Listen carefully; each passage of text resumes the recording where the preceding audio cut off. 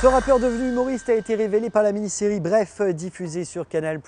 Il sera en spectacle à la ferme du Mousseau à Elancourt, mais également à l'Européen à Paris. Voici Kairon dans le kiosque. Bref, lui c'est Kairon. J'ai commencé le rap à 16 ans. J'avais un groupe qui s'appelait l'Arcane, dont faisait partie aujourd'hui un des créateurs de Bref, Navo. On s'est retrouvés à poser des morceaux avec les meilleurs rappeurs de l'époque, La Brigade, Mafia Tressé, Troisième Œil, Psychiatre de la Rime, Sniper, Sully et Phil, etc.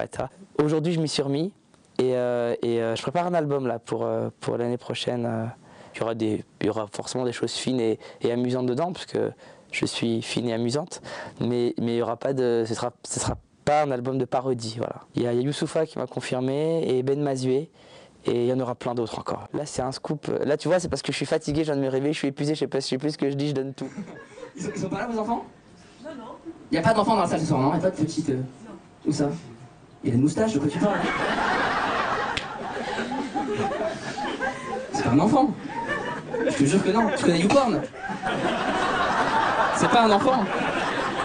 Non, vraiment, je te le dis. J'ai pas vraiment été éducateur. C'est pas le travail qu'on m'a confié n'existe pas. C'était un mélange entre éducateur, médiateur, coordinateur et intervenant artistique. J'ai fait ça pendant 4 ans et c'était une source extraordinaire d'inspiration, et grâce à l'humour j'arrivais à obtenir des choses, ça fait très peu de flou ce que je viens de dire, j'arrivais à obtenir des choses, c'est-à-dire j'arrivais à travailler avec eux, à les emmener dans la direction dans laquelle je voulais les emmener pour les aider eux-mêmes, et sans le vouloir en fait, le soir au théâtre, j'avais la même approche avec le public, et je suis devenu très pédagogique avec le public, et ça se ressent au spectacle aujourd'hui. Ça c'est grâce aux enfants avec lesquels j'ai bossé. Parce qu'on on t'a vu au Baptiste se tape l'affiche. Au Baptiste se tape l'affiche. Baptiste se tape.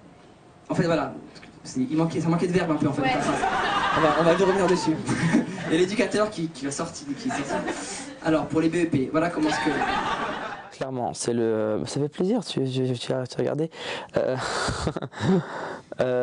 Exactement, ce qui m'a fait aller vers l'humour, moi ça a été Jerry Seinfeld. Ça a été son spectacle I Tell You for the Last Time, qui pour moi est une bible de l'humour tout simplement. Il y a tout ce que j'aime dedans et ça m'a mis une claque. Et j'ai dit ça, je veux le faire.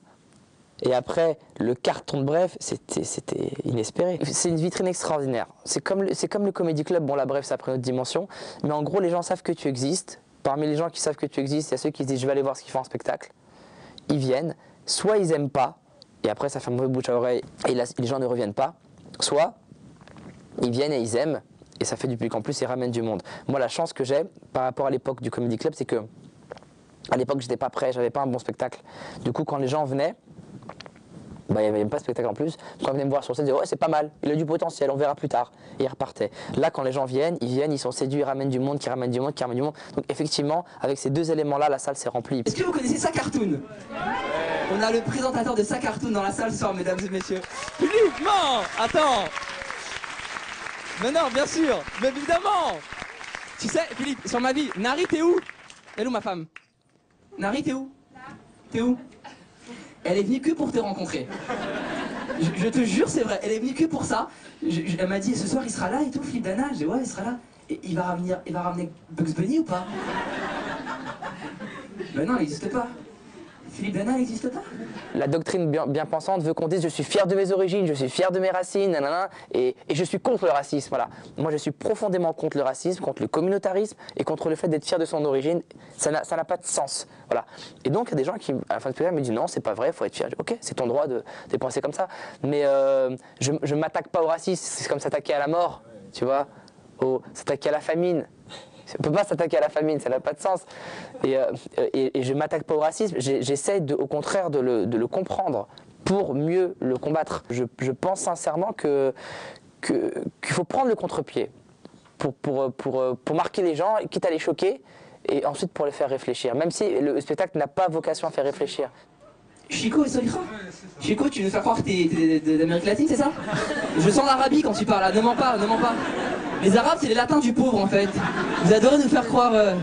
C'est quelle origine? Elle est colombienne? Non, non, tu viens de voir Zaza, ta gueule, arrête. T'es de quelle origine, Chico? Suédois. Bien sûr.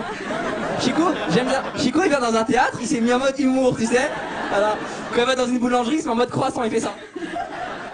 Moi, j'ai choisi l'efficacité. J'ai pris tous mes sketchs, tout ce que j'ai écrit, 4 ans de matériel, j'ai tout testé sur des scènes, j'ai gardé ce qui marche le plus. Après, comme je suis quelqu'un qui réfléchit dans la vie et j'essaie d'être pédagogique, ça se ressent sur scène. Mais à aucun moment je me dis je vais les faire réfléchir les gens et je veux qu'ils sortent en se disant j'ai une autre vision du monde. Pas du tout, c'est que l'efficacité. Si demain, sur mes 1000 blagues, il y en a celle qui marche le plus, c'est les blagues sur les paix, je ferai 10 minutes de paix. Et après Kairon, une autre star, je sais que tu l'attends public et elle est là spécialement pour toi. Voici Johanna Soudry avec un nouveau sujet de la rédaction dans le kiosque. Le mec, il m'attrape par le bout de la canne. Allez monsieur, on va monter dans le métro là, une fois là. Miro a perdu la vue il y a 18 ans à cause d'une dégénérescence de la rétine. Il quitte alors son métier de kinésithérapeute et décide de se lancer dans le spectacle pour proposer un humour pédagogique.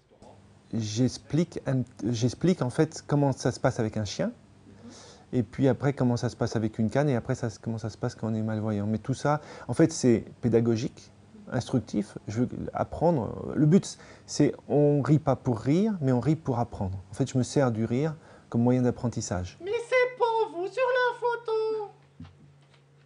Et moi, j'étais persuadé que c'était moi. Si vous voulez, c'est une vieille carte. Vous voyez, je l'ai pas fait refaire depuis 20 ans. Cette année, Miro se produira sur la scène de la Royal Factory dans le cadre du Festival Orphée, festival européen alliant théâtre et handicap. On peut travailler avec des personnes handicapées et faire un travail professionnel de qualité. Et c'est aussi le but du Festival Orphée. J'ai mis en adéquation ce qu'était l'art, souvent dans la défense des causes perdues, et justement avec des gens dont on dit que la cause est perdue. C'est ça aussi la grande force, je crois, du projet Eurydice et d'Orphée aussi.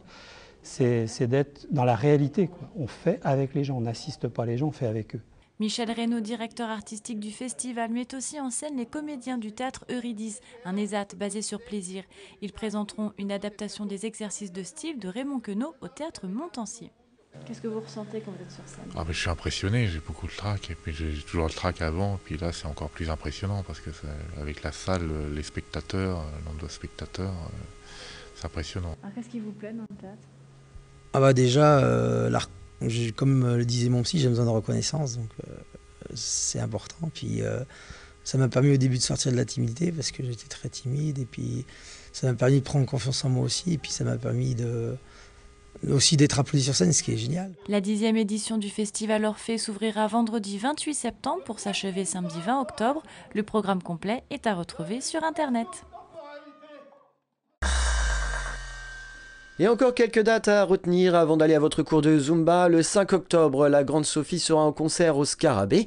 Le 6 octobre, c'est la Nuit Blanche à 50 en Yvelines avec des danseurs, des spectacles, des plasticiens et des visites à voir, à faire et à admirer dans le quartier des Sept Mares à Elancourt, et ce de 19h à minuit. Et place de Bel-et-Bas à Guyancourt, cette soirée vous proposera de prendre la prose avec les poètes à l'occasion d'une Nuit Blanche de la poésie.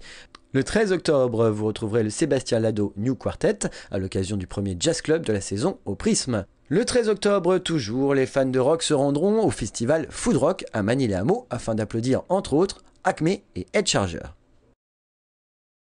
Des dates que vous pouvez retrouver ainsi que l'ensemble de la programmation culturelle des salles saint-quentinoises dans le kiosque sur internet aux adresses qui s'affichent. Alors bon spectacle à tous et à bientôt.